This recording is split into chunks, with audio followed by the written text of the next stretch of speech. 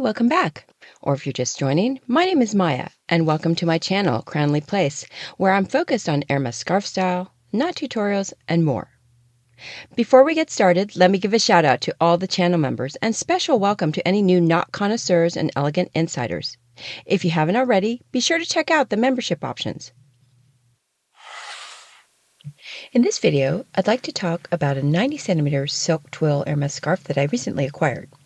This is a highly collected design and considered a grail by many. Ex Libris on Kimonos by Anamorphee.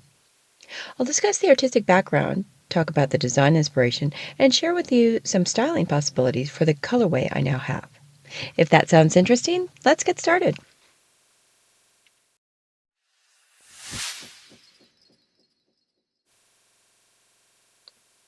Anamorphee is a Paris-based creative collective and design duo founded in 2001 by Charlotte Halpern and Bertrand Houdin.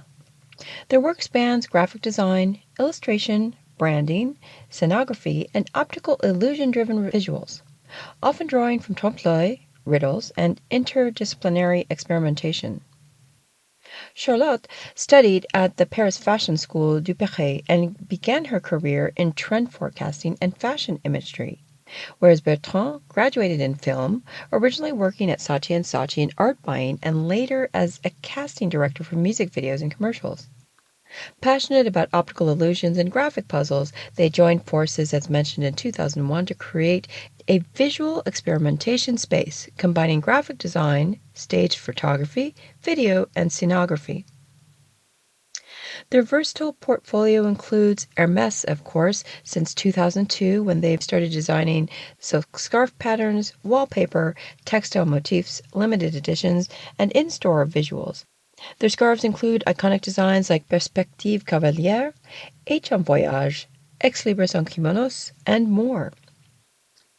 Diptyque is another firm that they've been working with since 2010, and their work for Diptyque includes graphic motifs for wallpapers and fabrics, catalog design, event scenography, and film. Since 2011, Anamorphee has been working with Dior on exhibition graphics for high-profile shows at venues like the Museum of Decorative Arts in Paris and the Pushkin Museum in Moscow.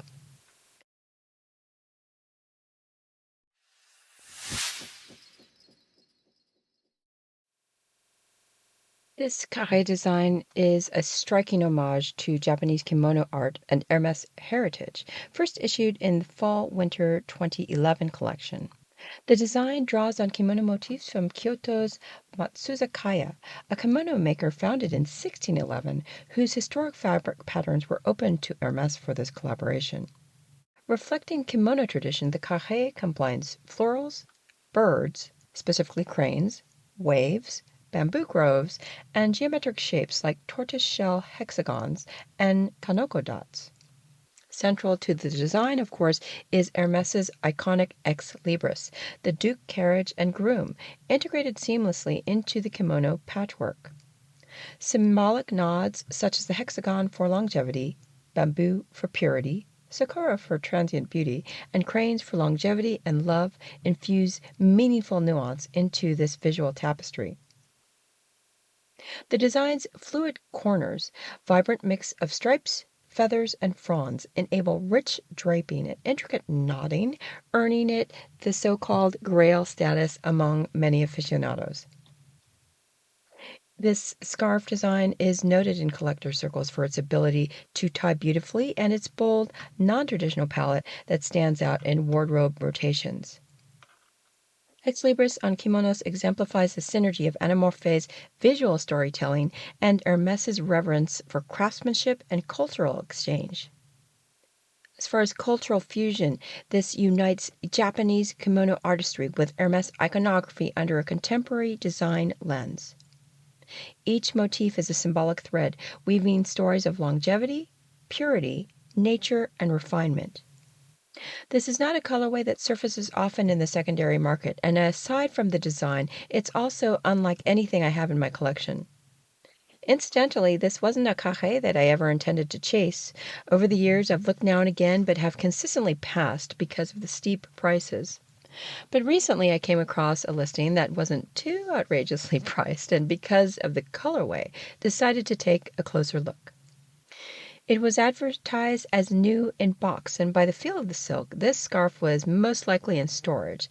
It still has the crispness to the silk, so I'm looking forward to breaking it in, quote unquote, and wearing it. I believe this is colorway 02, the Rouge Anis Corail. Rouge, of course, is this bold red-orange background. Anis, the pale, almost mint green color in the bamboo and framing elements, and Corail, the soft coral accents on the leaves and crane feathers. These dominant tones are supported by soft neutrals like taupe, ivory, and black.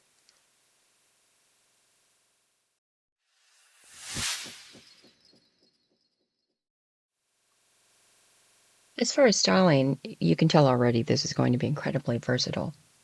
First off, let's take a look at core neutrals like ivory cream, which would enhance the coral, and mint with softness.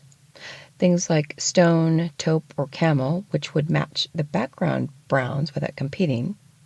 Charcoal and black, of course, which would frame the scarf dramatically, perfect for contrast. And warm beige, which would complement the earthy undertones without being too distracting. As far as tone-on-tone styling, pulling from within the scarf itself, the other colors, things like soft coral or salmon, reflecting the crane feathers and the inner florals. The mint or the seafoam green echoes the anise tones, which would be especially striking with gold jewelry. Terracotta or burnt sienna, a deeper cousin of rouge, would add warmth and harmony. Or a pale rose or dusty pink would soften the look and echo the floral elements subtly. You could also look at bolder combinations, such as turquoise or teal. This would be a very fresh contrast with anise, playful yet elegant.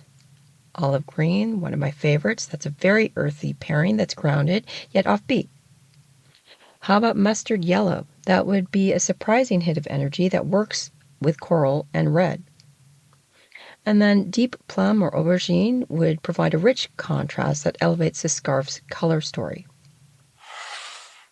So there you have it, the artists and inspiration behind this new addition to my collection, and a look at styling the colorway. Please like and share the video if you enjoyed it, and let me know what you think in the comments.